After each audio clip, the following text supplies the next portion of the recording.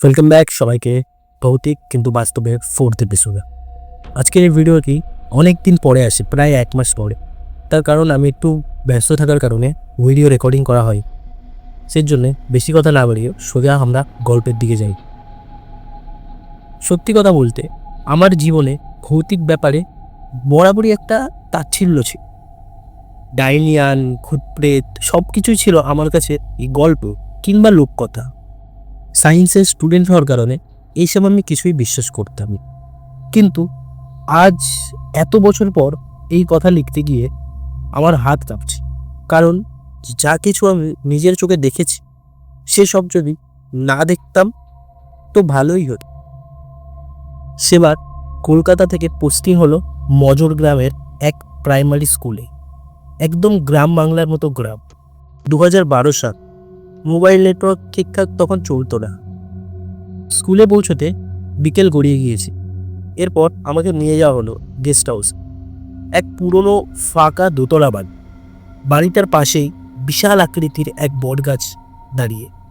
দরজা খুলে ভেতরে ঢুকতেই একটা গন্ধ লাগে, পুরনো কাঠ। আর অনেক দিন একটা ঘর বন্ধ থাকলে যেমন একটা আবহাওয়া তৈরি হয় না ঘরের ভিতর, ঠিক তেমন। আর একটা একটা মিশ্র গন্ধ যাকে বলা হয়। লোকাল কেয়ারটেকার হরিপদবাবু আমার জন্যে 1 কাপ চা নিয়ে এলেন।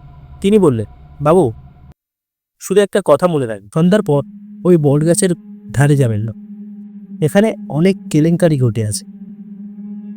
আমি হাসি মুখে বললাম, ওসব পুজো হরিপদ দাদা, শহরে এসব কেউ মানে না। তবে কেমন যেন বাতাস দরজার পাশে থমকেছি, যেন কারোর উপস্থিতি। রাত তখন 10টা। আমি বারান্দায় দাঁড়িয়ে গ্রামের মাঠের দিকে তাকিয়ে আছি। দূরে শিয়ালের ডাক, আর দূরে কোথাও মৃদু জলের ধ্বনি। হঠাৎ বটগাছের গায়ে একটা সাদা ছায়া দুলে উঠল, এক স্পষ্ট মেয়ের অবয়ব। আমি ভাবলাম, এত রাতে ওখানে একটা মেয়ে কি করছে? এটা কি চোখের বই? আবার একবার দেখি তো। 1 ফোঁটা সাদা ধোঁয়ার মতো, কিন্তু একটু বেশিক্ষণ থাকলো। তারপর হাওয়ার সঙ্গে মিলিয়ে গেল। বিছানায় আমি শুয়ে পড়ি। আমি ভাবলাম হয়তো চাঁদের আলোয় কিছু, ও রাত্রিবেলা আমি নিজে ভুল দেখেছি। কিন্তু চোখে ঘুম নেই। জানলা দিয়ে বটগাছের দিকে তাকিয়ে আছে। সেই গাছ যেন, আমার মনে হচ্ছিল সেই গাছ যেন আমাকে বলছে, এ বেরিয়ে আস। কখন যে ঘুমিয়ে পড়েছি সেটাও আমার মনে নেই। রাত কেটে যায়। ঘুমের মধ্যে শুনি কার যেন কান্না, নরম নিস্তব্ধ, কিন্তু চেনা যায় এমন কণ্ঠ। ভোরের দিকে আমার ঘুমটা ভেঙেনি। তাই আমি ভাবলাম এখন আর ঘুমিয়ে কি করবো, সেজন্য আমি ফ্রেশ হয়ে স্কুলের কাজ শুরু করলাম। স্কুলে কিছু বাচ্চারা আসলো, ক্লাস চালু হলো। প্রথম ক্লাস ছিল বাংলার ক্লাস, তাই সব একে একে গল্প বলতে নাম। তারপর একটি স্টুডেন্ট দাঁড়িয়ে বলল, স্যার আপনি কি জানেন আমাদের গ্রামে যে বটগাছটি আছে ওর ভেতরে বেলা দিদি থাকে? আমি জিজ্ঞেস করলাম, কে বেলা দিদি? ও গেছো স্যার। মুখ দেখে কেউ কেউ বলে মানুষ ছিল, আবার কেউ বলে সির্ফ ছায়া। বাচ্চাগুলো হেসে হেসে চলে যায়। আমি হেসে ভাবলাম আবার ভূতের গল্প। তবে এই নামটা বেলা কেমন যেন চলে এলো মাথার ভিতরে।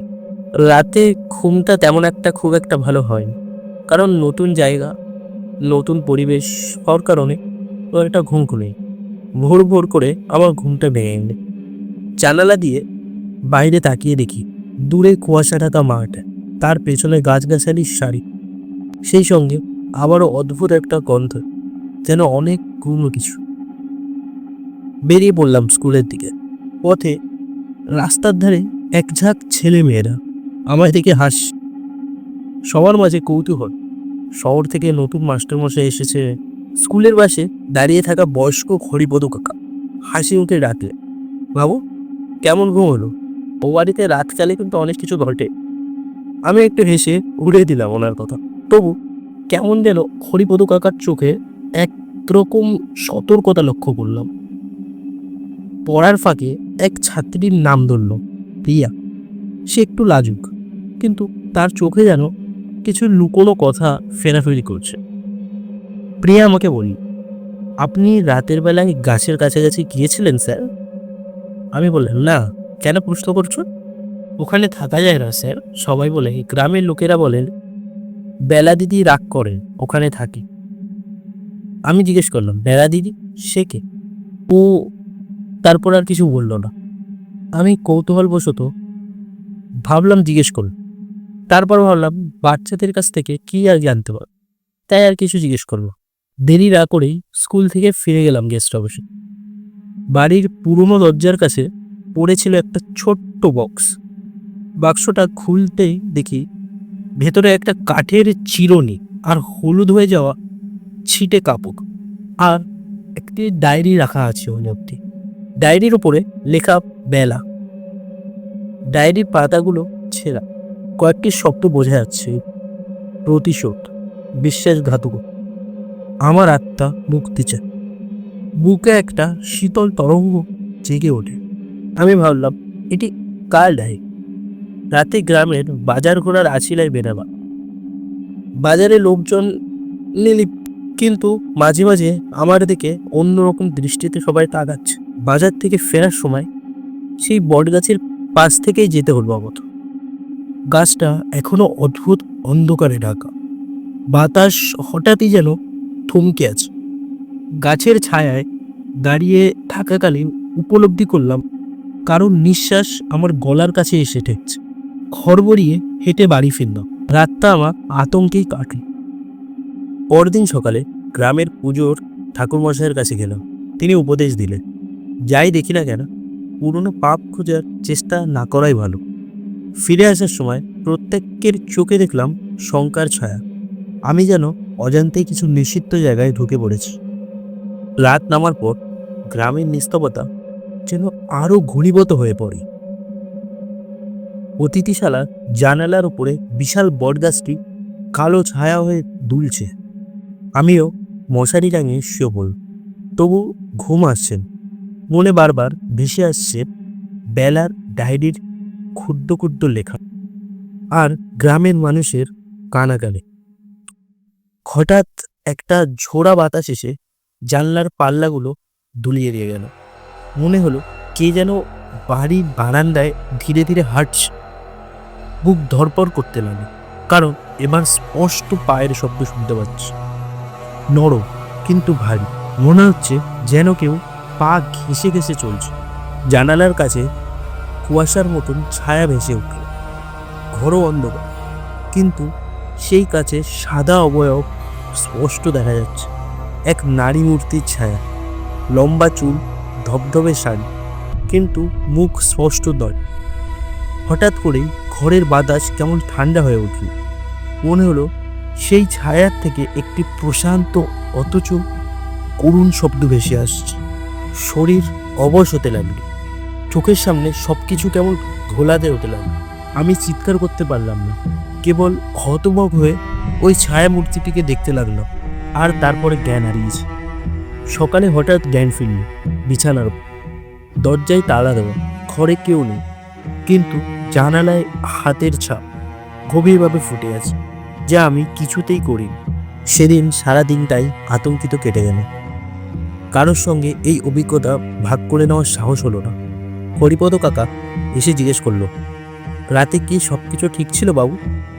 আমি কেবল মাথা নাড়লাম, কিছুই বলতে পারি। সন্ধ্যায় হঠাৎ আবার ওই বেলার ডায়েরিটা নিয়ে বসি। ভাবলাম একটু দেখি। তখনই ওর যেই ছেঁড়া পৃষ্ঠাটা ছিল উপরে, একদম প্রথম পৃষ্ঠাতে, সেখানে লেখা আছে, ওরা আমায় বাঁচতে দেয়নি, শুধু বিচার চায়। এটা পড়ে আমার শরীরটা কেমন একটা কেঁপে উঠল। আর মনে মনে ভাবতে লাগলাম, এরা কি আমায় কোনো সংকেত দিচ্ছে, নিজের কষ্ট বিন্যাস করছে আমার সামনে। তারপর রাতের বেলা খেয়ে দিয়ে আমি একটু বসেছিলাম। গোটা বাড়ি যেন রাতে আরও অচিন্তনীয় অন্ধকারে ঢাকা পড়ে। বেলার আত্মার দাবি শোনার পর থেকে আমার দিনরাত এক হয়ে গেল। প্রতিটা নিঃশ্বাসে অনুভব করি কিছু একটা ভারী ছায়া আমার পিছু নিচ্ছে। সেদিন রাতে আরও কিছু প্যারানর্মাল জিনিস আমি অভিজ্ঞতা করলাম। ঘরের কখনো কখনো কোনো চেয়ার আপনা আপ সরে যাচ্ছে, কোনো দরজা নিজেই খুলে যাচ্ছে। ছাদের কোণ থেকে বয়ে আসা ঠান্ডা বাতাস, ঘুমাতে গেলেই স্বপ্ন দেখি। আর বাড়ি থেকে ভেসে আসছে এক কেমন যেন কান্নার আওয়াজ। মনে হচ্ছে কাউকে যেন টেনে হিঁচড়ে নিয়ে যাওয়া হচ্ছে কোথাও। রাত গভীরে ওঠ। তারপর হঠাৎ করে আমার ঘরের টেবিলের ওপর একটি রূপোর গহনা নিজে নিজে কোথা থেকে যেন চলে আসছে। আর টেবিলটার উপর লেখা আছে, তুমিই পারো আমাকে মুক্তি দিতে। আমি কিছুই বুঝতে পারছি না আমার সাথে কি হচ্ছে। আমি তখন ভাবলাম এবার এই গ্রাম ছেড়ে আমাকে চলে যেতে হবে। কিন্তু রাত্রেবেলা ওই সময় আমি কোথায় যাব, সেজন্য আমি ওখানেই ছিলাম। আর তারপর ঘুমিয়ে পড়ি। তার পর দিন থেকে শুরু হয় গ্রামে এক অশান্তি। কারোর গবাদি পশু রাতে হঠাৎ নিখোঁজ, কারোর বাড়ির জানালায় রক্তের মতো লাল ছিপে ছিপে দাগ। আর কেউ কেউ আবার দাবি করছে তারা নাকি রাতের বেলায় বেলার কান্নার আওয়াজ শুনতে পাচ্ছে। সেদিন প্রিয়া খুব কাঁদতে কাঁদতে আমাকে স্কুলে জানালো তার বাবার ওপর নাকি আত্মায় ভর করেছে। সারা পরিবার এক ধরনের ভয়ে জড়িয়ে আছে। এসব কথা হরিপদ কাকা শুনে বললেন, বাবু, অমন জিনিস যাদের পেছনে লাগে তারা কাউকে ছাড়ে না। আপনি যদি ভালো চান তাহলে ওইসব দিকে মাথা ঘামাবেন না। কিন্তু এই দুঃস্বপ্ন থেকে মুখ ফেরাই কি করে, এখন আমার পক্ষে অসম্ভব। সেদিন নিজের ওপর অদ্ভুত পরিবর্তন বুঝতে পারলাম। রাতে ঘুমের মধ্যে হঠাৎ অনুভব করলাম আমি যেন নিজের শরীরে নেই, নিজের শরীর ছেড়ে বেরিয়ে যাচ্ছি। স্বপ্ন আর বাস্তব গুলিয়ে যাচ্ছে আমার কাছে। নিজেকে দেখি জ্যোৎস্নার আলোয় বটগাছের নিচে দাঁড়িয়ে। গলার স্বর আমার চেঞ্জ হয়ে গেছে, এক নারী মূর্তির স্বর। বেলার মুখে আমি কথা বলছি, তার কষ্ট, তার খুনের মুহূর্তগুলো অনুভব করছি। তার কষ্ট বেরিয়ে আসছে আমার গলা দিয়ে। পুরো বাড়িতে শুরু হলো এক অদ্ভুত শক্তির দাপট। এরপর শুধু আমার নয়, যেন পুরো বাড়িটা আর বাড়ির ইটগুলো এবং প্রতিটি জিনিস বাড়ির ভিতরে সমস্ত কিছু কাঁপতে লাগলো। মনে হচ্ছে যেন দেয়ালে ফাটল ধরছে। আর তখনই আমার জানলায় রক্তে কিছু লেখার দাগ, আর জানলার বাইরে একটি ছায়ামূর্তি দাঁড়িয়ে। কিছুক্ষণ পর গ্রামের কিছু ছেলেপেলে বাড়ির দিকে আসলো। বাড়িতে ঢুকেছে তারা। তারপরে তাদের মধ্যেই একজন হঠাৎ করে অজ্ঞান হয়ে গেল। তার জ্ঞান আসার পর সে জানালো সে নাকি এক অদ্ভুত আর্তনাদ শুনেছে, যেটা শুনে সে অজ্ঞান হয়ে গেছে। প্রতিদিনের এই আতঙ্ক, ডায়েরির উদ্ভট বার্তা আর নিজের অদ্ভুত আচরণ দেখে আমি আর পিছিয়ে যাইনি। গ্রামের ঠাকুরমশাই গণেশবাবু আর প্রিয়া এগিয়ে এলেন সাহস যোগাতে। আমরা ঠিক করলাম বেলার 8টাকে মুক্তি দেওয়ার চেষ্টার একসঙ্গে মন্ত্রী বটগাছের নিচে একটি বিশেষ রাত্রিকালীন অনুষ্ঠান করব। গণেশবাবু ভোরবেলা পুজোর জিনিস সমেত নিয়ে এসেছিল, ধুনো, ফুল, পবিত্র জল, কিছু বৈদিক মন্ত্রের বই এবং গঙ্গাজল। তিনি বোঝালেন পুরনো অন্যায় অপরাধের বিচার না হলে আত্মা শান্তি পায় না। আজ রাত্রে ওই গাছের নিচেই বেলার আত্মাকে তার ন্যায় ফেরানোর চেষ্টা করতে হবে। ঝড়ো রাত ও চূড়ান্ত পরীক্ষা। রাতটা ছিল ঐতিহাসিক। গা ছমছমে বজ্রবিদ্যুৎ, ঝড়ো বাতাস, পুরো গ্রাম যেন থমকে আছে। আমরা 5 জন নির্দিষ্ট সময়ে গাছের নিচে দাঁড়ালাম। আমি, প্রিয়া, গণেশবাবু, হরিপদ কাকা ও গ্রামের আর 2জন যুবক। গণেশবাবু মন্ত্রপাঠ শুরু করতেই চারিপাশে তীব্র ঠান্ডা নেমে এল। বাতাস হু হু করে উঠল। পাতার ফাঁকে মনে হচ্ছে যেন কেউ ফিসফিস করছে। শত শত স্বর লুকিয়ে আছে। হঠাৎ গাছের ওপর এক বিদ্যুৎ পড়ল। তাতে গাছের একটি ডাল ভেঙে পড়ল। গাছের গোড়া ভেঙে মাটির ওপর বেরিয়ে আসে সেই পুরনো কঙ্কাল, গহনা সহ মোড়ানো কাপড়। সবাই স্তব্ধ। আমি কাঁপতে কাঁপতে এগিয়ে যাই। গণেশবাবু বললেন, বাবা, গয়না ও কঙ্কাল যথাযথ স্থান দিয়ে পূর্ণ বিদায় দিলে মুক্তি মিলবে। আমরা সবাই মিলে কঙ্কালটি পবিত্র জল ছিটিয়ে গ্রামের শ্মশানে যথাযথ নিয়মে দাহ করল, ডায়েরি ও গহনা সহকারে। বাতাসে যেন এক অদ্ভুত নিস্তবতা নেমে এল। দেহ পোড়ার পর যেন কেউ চিরকালীন শান্তি পেল এমন অনুভব হচ্ছে। রাতের শেষে গ্রামের চারিদিকে অদ্ভুত স্বস্তির ছায়া। কিভাবে যেন জানলাম বেলা মুক্তি পেয়েছে। বাড়ির ভারী পরিবেশ অদৃশ্য, চোখের সামনে এক নতুন ভোরের আলো। তবে পেছনের স্মৃতি আর নিজের মাঝে ঘটে যাওয়া ঘটনা আমায় আজও কাঁপায়। রাতে একা থাকলে এখনও আমার মনে হয় আমার যেন জানলার বাইরে কেউ দাঁড়িয়ে আছে। দূর থেকে কেউ মৃদু কণ্ঠে আমাকে যেন কেউ কিছু বলছে। সব কিছু শেষ হওয়ার পর সকালবেলা চারিদিকে এক ধরনের প্রশান্তি অনুভব করলাম, যেন দীর্ঘ ক্লান্তি আর তীব্র আতঙ্ক মিলিয়ে এখন অন্তরে এক ধরনের হালকা শূন্যতা এসে বসেছে। গ্রামবাসীদের মুখে স্বস্তি, কেউ কেউ এসে বলছে, বাবু যেটা করলেন তার জন্যে মঙ্গল হোক। প্রিয়া এসে বিদায় জানালো, চোখে কৃতজ্ঞতা, তবু কোথাও যেন গভীর দ্বিধা। হরিপদ কাকা শুধু বললেন, সব জায়গার গল্প না শুনলেও ভালো বাবু। কেউ কেউ শুধু নিজের বোঝা নিয়ে চলে যায়। পোস্টিং শেষ, স্কুলের ছেলেমেয়েদের বিদায় নিয়ে বুক ভারী হয়ে উঠল। বটগাছতলা এখনো বড় নীরব। মনে মনে শেষ শ্রদ্ধা জানিয়ে রওনা দিলাম কলকাতার পথে। শহরে ফিরে যাওয়ার পরও কিছু যেন সহজে কাটলো না। রাতে কিছুতেই ঘুম আসতো না। চোখ বন্ধ করলেই আবছা বাতাসে বেলার কণ্ঠস্বর মেশে। জানালার বাইরে মনে হতো যেন কোনো এক অদৃশ্য ছায়ামূর্তি আছে। কিছুদিন পর এক রাতে আয়নার সামনে দাঁড়িয়ে সন্দেহ হলে নিজের দৃষ্টিতে অচেনা এক প্রশান্তি, কেন কোথায় যেন কেউ আমার ভেতরে রয়েই গেল। সত্যি কি সব শেষ? অনেক বছর কেটে গেল, এখনো ভয়ের সেই ছায়া মাঝে মধ্যে ফিরে আসে। কখনো ফোনে বেলা নামে অজানা মেসেজ, রাতের নিস্তবতায় স্পষ্ট ধন্যবাদ শব্দ। কিছু অভিজ্ঞতা কখনোই সত্যি ফোরায় না, শুধু জায়গা বদলায়, রূপ বদলায়। হয়তো কেউ সত্যি মুক্তি পায়, হয়তো কোনো গল্প নিঃশব্দে আবার কাউকে ডাক দেয়। আপনিও যদি কখনো কোনো গভীর গ্রামে রাত, পুরনো বটগাছ বা অচেনা কোনো ছায়া দেখতে পান, হয়তো আপনি তখন সেই অমীমাংসিত গল্পের এক অজানা পাতায় পা দিচ্ছেন।